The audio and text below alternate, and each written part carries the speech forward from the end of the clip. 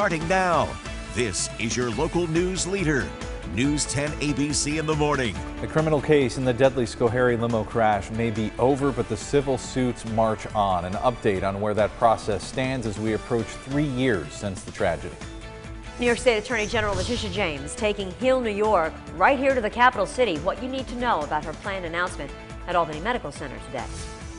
And they call it the greatest rivalry in baseball, and for good reason. Some lucky Capital Region baseball fans will be in attendance at Fenway later today. The latest on the Yankee Trails trip. Catch that wild card game tonight for all the marbles going on in the postseason. Yanks and the Red Sox. Good morning, everybody. Thanks for joining us. I'm Christina Arangio. And I'm Ryan Peterson. We'll get to all that and more in just a moment, but another soggy start here. Oh, yeah. Jill, as this week gets underway here. Yeah, but things are start to. New this morning, volunteers from the American Red Cross providing emergency aid to 7 people yesterday after a fire on Delaware Avenue in Albany. The Red Cross providing financial assistance to 2 families, including 2 adults and 5 children. Volunteers will remain available to assist those affected by the fire in the coming days. Happening today, Attorney General Letitia James will continue her Heal NY tour with a visit to Albany Medical Center. Throughout this tour, she's presenting funding to communities all over the state that have been heavily impacted by the opioid crisis. Press conference gets underway at 2:45 this afternoon, so stay tuned to News 10 ABC at 4 for the latest. Chair of New York State's Democratic Party has made his pick for the 2022 gubernatorial race. Jay Jacobs officially backing Governor Kathy Hochul to continue to lead.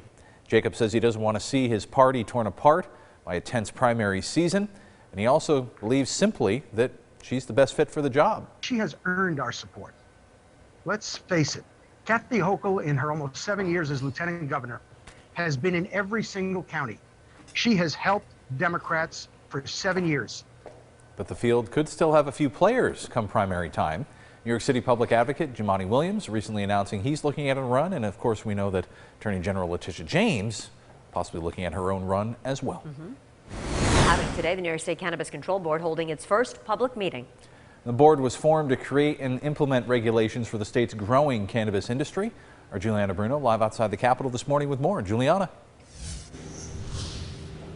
Ryan and Christina, it's been about 6 months since lawmakers agreed to legalize recreational marijuana.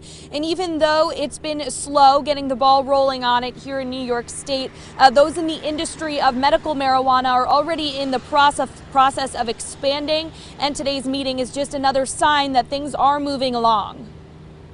We all know that there were extra reasons as to why the implementation has been delayed, and we certainly have all heard in the news that things are going to move fast now. And we have been preparing for this moment and are there, a trusted partner in this program since day one, and we are ready to move quickly.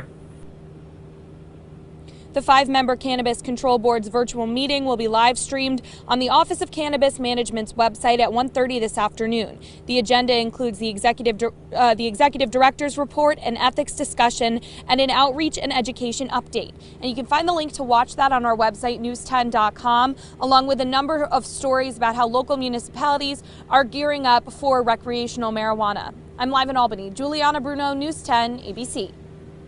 Today, New York's Jay Cope will be meeting to investigate the legal and financial dealings in Governor Cuomo's $5 million pandemic book deal. And they'll be doing so with new appointments to the board.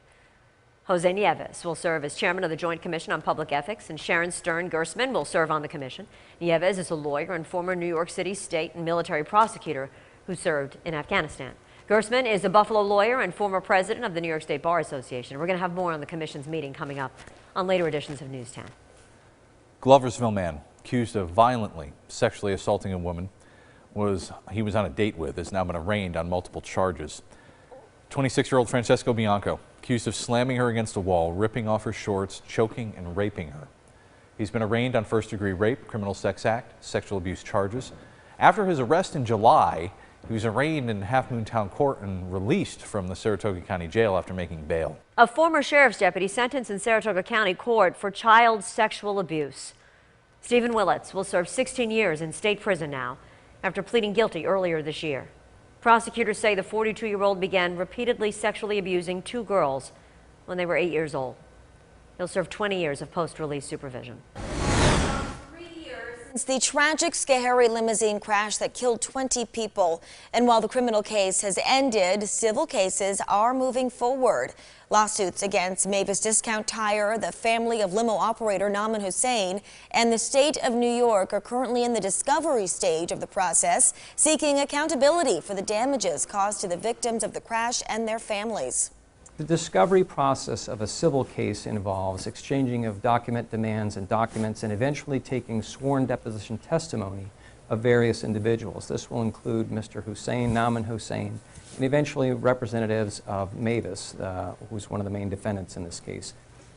Hussein pleaded guilty to 20 counts of criminally negligent homicide last month, but will not spend time behind bars. Now that the criminal case is over, Hussein will likely give his first deposition, a sworn testimony under oath, in November. We've been covering this story from the very beginning. For more details, you can head to our website, news10.com. Happening today, the New York State Drinking Water Quality Council will be meeting to discuss emerging data on PFOA chemicals. The meeting will be held virtually from 1:30 to 4 this afternoon. Feedback is permitted during the public comment period of that meeting. Happening tomorrow, as we look ahead here, the Saratoga County Public Health Services Department will be holding a booster clinic for the Pfizer vaccine. That'll run from 9:30 to 11:30 in the morning, and then again from 1:30 to 3:30 in the afternoon.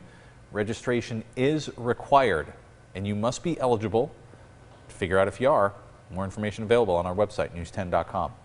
Local basketball teams coming together for this year's annual Coaches vs. Cancer basketball. The 16th annual event taking place last night at the Albany Capitol Center. It's a collaboration between the American Cancer Society and the National Association of Basketball Coaches to raise money to fight the disease. All the families that have been hurt by it, I think everyone in this room can identify with many people that have been stricken by whether it be breast cancer or liver cancer, I mean, you name it. And so the fact that we can make a difference is huge. Since the event's inception, Siena College and the University at Albany have raised over $2.5 million total for this very worthy cause. Terrific. Well, happening today, Capital Region baseball fans will be traveling with Yankee Trails to Fenway for the big wild card game tonight. Yanks and the Sox facing off for winner-take-all postseason bid. Yankee Trails will depart Rensselaer at 2 o'clock this afternoon. Tickets are still available, by the way, if you want to get down there for the game. Head to our website, news10.com, for more information. I am predicting a Red Sox win. Yeah, I figured you would. Go Yanks.